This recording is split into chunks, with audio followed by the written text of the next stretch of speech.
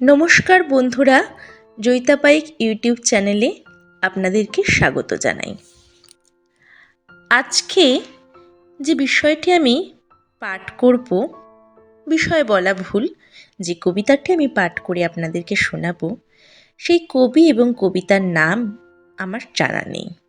আমি খোঁজ করেছিলাম, কিন্তু আমি তথ্য পাইনি। যদি আপনারা কেউ জেনে থাকেন তাহলে অবশ্যই আমাকে কমেন্ট বক্সে কমেন্ট করে জানাবেন।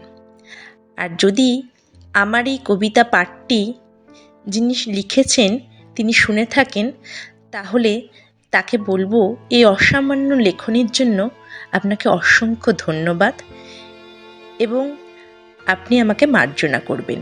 আপনার অনুমতি ছাড়াই আমি এটি পাঠ করলাম। তাই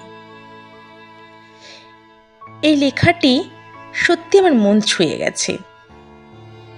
একটি মধ্যবিত্ত যুবকের জীবন কাহিনী নিয়ে এই লেখাটি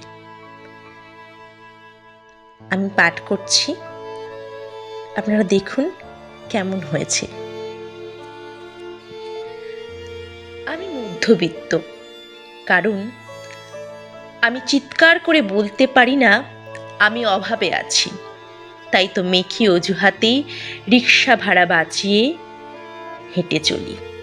আমি মধ্যবিত্ত, কারণ আমি নতুন কাপড় পরে অন্যের সামনে যেতে লজ্জা করি।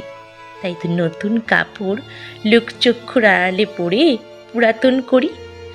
আমি মধ্যবিত্ত, কারণ আমি রোজ সকালে ঘুম থেকে উঠে চা নাস্তা করি, বেরিয়ে যাই। আমি শ্যামলা ময়লা টি শার্টটার কলার উঁচু করতেও ভয় পাই। আমি মধ্যবিত্ত, কারণ আমি বড় হয়েছি, পকেট খরচ বেড়েছে, তবু বাবার কাছে হাত পাততেই সংকোচ বোধ করি। পকেট খালি, তাই মায়ের পিছে ঘুরঘুর করে আঁচলে বাঁধা টাকা আত্মসাৎ করি। আমি মধ্যবিত্ত, কারণ আমি বিত্তবান বন্ধুদের এড়িয়ে চলি।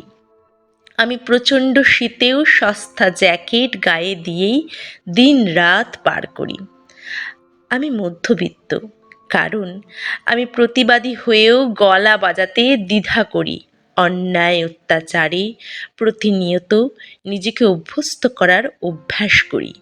আমি মধ্যবিত্ত, কিন্তু এটা নিয়েই মিছে মিছে বড়াই করি। নমস্কার বন্ধুরা, আপনারা অবশ্যই কমেন্ট করবেন আর জানাবেন কেমন হয়েছে আমার আবৃত্তিটা। তাহলে আমি নতুন নতুন আবৃত্তি আপনাদের সামনে আনতে আরও উৎসাহ বোধ করব।